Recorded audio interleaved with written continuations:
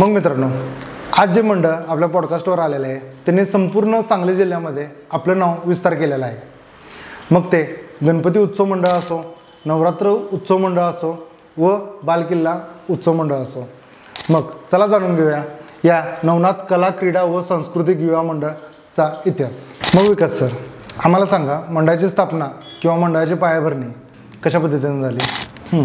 सन 2005 साली आमच्या म्हणजे मंडळाच्या ठिकाणी जे मंडळ होतं नवरत्न गणेश उत्सव मंडळ, ओके, तर ते काही कारणास्तव बंद झालं. अक्षय सर, मी असं ऐकले की पहिल्या वर्षी जी वर्गणी जमा झाली ती तुम्ही लोकांना परत दिली.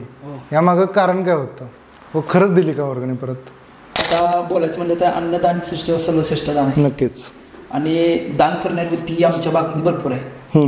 म्हणजे तुम्हाला सांगायचं म्हणलं तर आम्ही नुसतं विचार केला की शिरा भात आमटी भाजी करायचे 500 माणसं. आता सध्या कुठे विसर्जन होते आपल्याकडून? आता कसं आहे, म्हणजे आम्ही आमच्या बंधुराच्या वारल्यामुळे गणेश अनंत चतुर्थीलाच मूर्तीच्या विसर्जनामध्ये त्यांचे निधन झालं. त्यामुळे जरा आमच्यामध्ये हे होते की मूर्ती मोठी नको.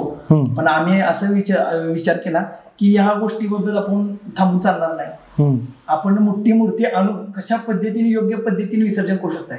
आम्ही नवेखेड पुंदीपाशी जो पूल आहे तिथे क्रेन स्वरूपात मूर्ती विसर्जन केली जाते. कोणता कार्यकर्ता त्या मूर्ती पाण्यामध्ये जाऊ शकत नाही.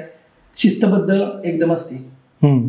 सेफ्टी देखील सुरक्षेच्या दृष्टिकोनानं आम्ही त्या ठिकाणी म्हणजे जो आणि माझं एक आव्हान आहे, म्हणजे प्रत्येक गणेश मंडळ म्हणजे आपल्या तालुक्यात किंवा जिल्ह्यात असते, एक गणपती उत्सवाचा आनंद हा भरपूर मोठा असतो. माझ्या घरामध्ये जी एक दुःखाची बातमी झालेली ती भविष्यात कुठे न व्हावी त्यासाठी मी सगळ्यांना सांगतो की आनंद हा थोडासा कंट्रोल करा. की साऊंड सिस्टीम मध्ये शेवटी असते किंवा आपण विसर्जनात पाण्यात जातो, त्यामुळे शक्यतून प्रत्येकाने लांबात राहावं.